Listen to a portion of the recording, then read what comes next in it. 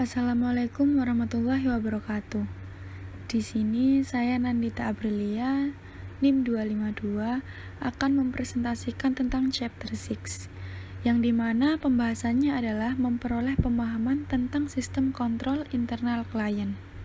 Pengendalian internal ditentukan. Pengendalian internal ini adalah konsep yang sangat luas dan mencakup semua elemen organisasi sampai sumber daya, sistem, proses, budaya, struktur, dan tugasnya. Nah, ketika elemen-elemen ini digabungkan, mereka mendukung organisasi untuk mencapai tujuannya yang tertentu. Tujuan pengendalian internal. Nah, tujuan pengendalian ini menghubungkan antara pemahaman auditor tentang mengapa pengendalian itu penting dan masalah yang dirancang untuk dicegah. Untuk tujuan pengendalian internal ini sendiri disesuaikan dengan asersi yang relevan, seperti nyata, direkam, berharga, diklarifikasikan, diringkas, diposting, dan tepat waktu. Untuk nyata sendiri adalah terdapat kontrol yang diterapkan untuk memastikan bahwa transaksi fiktif atau duplikat tidak disertakan dalam pembukuan. Direkam yang dimana adalah terdapat pengendalian yang akan mencegah atau mendeteksi kelalaian transaksi. Berharga sendiri adalah terdapat pengendalian untuk memastikan bahwa jumlah yang benar diberikan untuk transaksi. Diklarifikasikan, yakni terdapat pengendalian untuk memastikan bahwa transaksi dibebankan dan dialokasikan ke akun buku besar yang benar. Diringkas, terdapat pengendalian untuk memastikan bahwa transaksi dalam pembukuan dan pencatatan diringkas dan dijumlahkan dengan benar. Diposting, yakni terdapat pengendalian untuk memastikan bahwa akumulasi total dalam file transaksi ditransfer dengan benar. Yang terakhir adalah tepat waktu, yang dimana terdapat pengendalian untuk memastikan bahwa transaksi dicatat dalam periode akuntansi yang benar dan tepat. Pengendalian internal tingkat entitas. Nah, pengendalian ini terdapat 6 komponen. Yang pertama, lingkungan pengendalian. Yang kedua, proses penilaian risiko entitas. Selanjutnya adalah sistem informasi dan komunikasi. Yang keempat, kegiatan pengendalian. Kelima, pemantauan pengendalian. Dan yang terakhir, pengendalian internal dalam entitas kecil. Yang pertama adalah lingkungan pengendalian, yang dimana lingkungan pengendalian ini menentukan nada suatu entitas dan mempengaruhi kesadaran pengendalian dari orang-orangnya. Untuk lingkungan pengendalian ini sendiri terdapat beberapa komponen. Yang pertama adalah komunikasi dan penegakan integritas dan nilai etika. Selanjutnya ada komitmen terhadap kompetensi. Yang ketiga ada partisipasi pihak yang bertanggung jawab atas tata kelola. Yang keempat ada filosofi manajemen dan gaya operasi. Yang kelima ada struktur organisasi. Yang keenam ada penetapan wewenang dan tanggung jawab.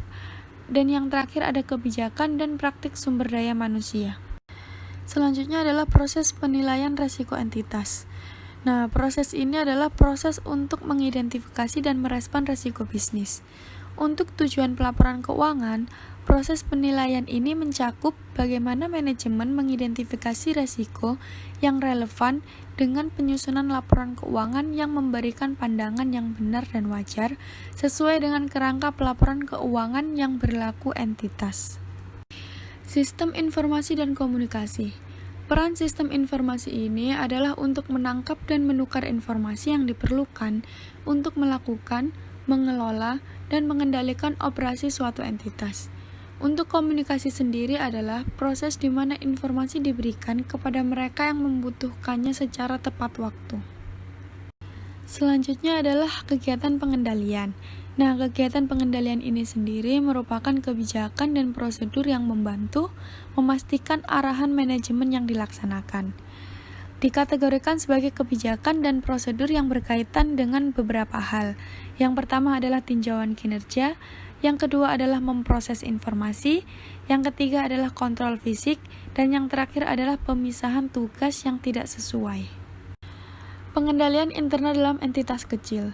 Di dalam entitas yang lebih kecil, seringkali terdapat batasan seputar kemampuan entitas untuk menerapkan pengendalian internal yang efektif. Nah, hal ini itu disebabkan sedikitnya jumlah karyawan yang pada akhirnya berdampak pada kemampuan organisasi untuk memisahkan job desk atau penugasan. Pengendalian internal tingkat transaksi. Nah, pengendalian ini berada di tingkat seluruh entitas atau seluruh organisasi dan memiliki potensi untuk mempengaruhi semua proses yang diterapkan manajemen untuk seluruh organisasi. Nah, di sini ada dua hal. Yang pertama, contoh arus transaksi proses penjualan, yang dimana alur transaksi dalam proses penjualan tipikal untuk klien yang menjual barang, mencakup pemrosesan pesanan, persetujuan kredit, pengiriman barang, faktur pelanggan, dan pencatatan penjualan dan piutang dagang. Yang kedua adalah contoh arus transaksi proses biaya penjualan, yang dimana biaya penjualan dapat mencakup pembelian persediaan, penambahan biaya dan overhead, mengurangi biaya penjualan untuk setiap persediaan yang tersisa, serta mentransfer nilai persediaan yang ada ke buku besar persediaan di lembaran saldo. Mendokumentasikan pengendalian internal. Terdapat 4 hal, yakni yang pertama narasi, yang dimana aktivitas akuntansi dan pengendalian internal sederhana. Yang kedua adalah diagram alir dan logika, yakni dokumentasi ini digunakan di lingkungan yang lebih besar dan lebih kompleks. Selanjutnya ada kombinasi narasi, yang dimana pendokumentasian ini, kontrol internal ini biasanya berupa halaman yang dibagi menjadi 2 bagian, dengan diagram alur proses di sisi kiri dan narasi di sisi kanan.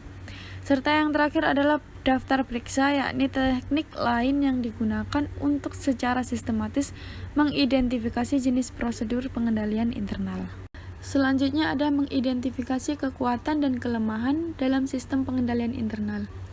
Hasil penting lainnya dari memahami sistem pengendalian internal ini yang diterapkan klien adalah kemampuan untuk melakukan observasi, menarik kesimpulan, dan menawarkan rekomendasi mengenai kekuatan serta kelemahan yang diamati. Pembahasan terakhir tentang surat manajemen, yang dimana penyampaian disiapkan oleh tim audit dan diberikan kepada pihak yang bertanggung jawab atas tata kelola. Nah, surat manajemen ini membahas kelemahan pengendalian internal dan hal-hal lain yang ditemukan selama audit ini berlangsung. Sekian yang dapat saya sampaikan, kurang lebihnya saya mohon maaf apabila penjelasan saya terlalu cepat. Mohon dimaklumi, terima kasih dan wassalamualaikum warahmatullahi wabarakatuh.